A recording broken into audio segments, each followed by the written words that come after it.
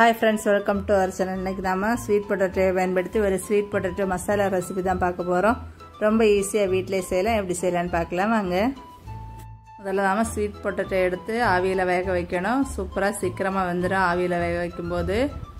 வெந்ததான்னு check பண்றதுக்காக இந்த மாதிரி ஒரு கத்தியை யூஸ் பண்ணி குத்தி பார்த்தாலே தெரியும்.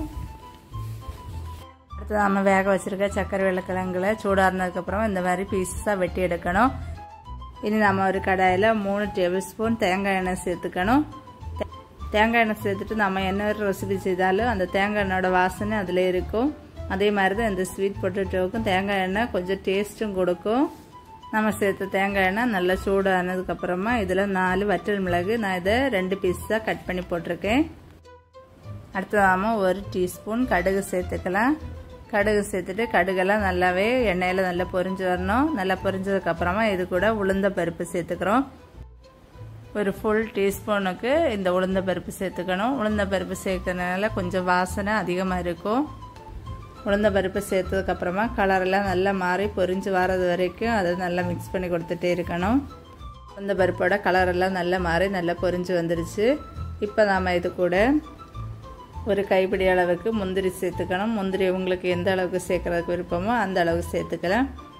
முந்திரி சேர்த்ததுக்கு அப்புறமா நல்லா வறுத்துக்கணும். நல்லா வறுத்ததுக்கு அப்புறமா இது கூட ஒரு கொத்து கறிவேப்பிலை சேர்த்துக்கலாம். கறிவேப்பிலையும் சேர்த்ததுக்கு அப்புறமா கறிவேப்பிலையும் நல்லா வறுத்து எடுத்துக்கலாம். அடுத்ததான் 3 பச்சை மிளகாயை இந்த மாதிரி சின்ன சின்னதாக வெட்டி வச்சிருக்கேன். அதையும் சேர்த்துட்டு நல்லா வதக்கிக்கலாம். பச்சை மிளகாயை நல்லா வதங்கினதுக்கு அப்புறமா இது கூட நாம வெட்டி வச்சிருக்கக்கூடிய ஸ்வீட் பொட்டேட்டோ சேர்த்துக்கலாம்.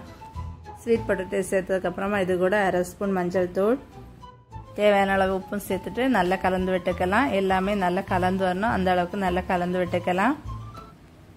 எல்லாத்தையுமே நல்லா கலந்ததுக்கு அப்புறமா இது கூட 1/2 டீஸ்பூன் பெருங்காயத்தூளும் சேர்த்துக்கலாம். அடுத்தது கூட ஒரு கைப்பிடி அளவுக்கு தேங்காய் துருவல் சேர்த்துக்கலாம். தேங்காய் துருவல் கம்மியாக சேர்க்கணும் விருப்பம் இருந்தால் கம்மியாக சேர்த்துக்கலாம்.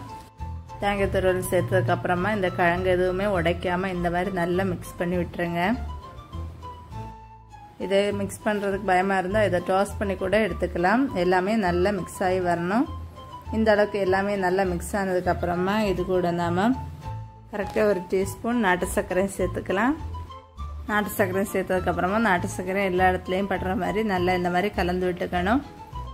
எல்லாமே நல்லா இந்த மாதிரி கலந்து விட்டதுக்கப்புறமா இது கூட நாம் 1 டேபிள் ஸ்பூன் திரும்பவும் தேங்காய் எண்ணெய் சேர்த்துக்கணும்.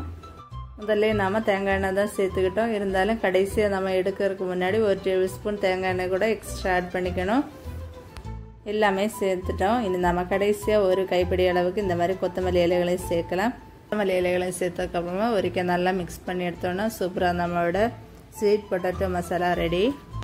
இந்த ஸ்வீட் பொட்டேட்டோ சாப்பிட்றதுக்கு ரொம்ப அட்டகாசமான டேஸ்ட்டில் இருக்கும். நீங்கள் இதுவரைக்கும் எதிர்பார்க்காத ஒரு டேஸ்ட்லேயே இருக்கும். ஃப்ரெண்ட்ஸ், நீங்களும் ஸ்வீட் பொட்டேட்டோ இருந்தோன்னா இந்த மாதிரி செஞ்சு சாப்பிட்டு பாருங்கள். ஒரு தடவை செஞ்சு சாப்பிட்டீங்கன்னாலே அடுத்து திரும்ப திரும்ப இந்த மாதிரி ரெசிபி தான் நீங்கள் செய்வீங்க. கண்டிப்பாக உங்களுக்கும் பிடிக்கும். வீட்டில் இருக்கக்கூடிய குழந்தைங்க ஸ்நாக்ஸ் கேட்டாங்கன்னா இந்த மாதிரி ஹெல்த்தியான ஸ்நாக்ஸ் எல்லாம் செஞ்சு கொடுங்க. கண்டிப்பாக விரும்பி சாப்பிடுவாங்க. அந்த அளவுக்கு ரொம்ப டேஸ்ட்டாக இருக்கும். ஃப்ரெண்ட்ஸ், நீங்களும் கண்டிப்பாக அதை ட்ரை பண்ணி பார்த்துட்டு எப்படி இருந்ததுன்னு கமெண்ட்டில் சொல்லுங்கள். ஃப்ரெண்ட்ஸ், மறக்காம எங்கள் சேனலை சப்ஸ்கிரைப் பண்ணி சப்போர்ட் பண்ணுங்கள்.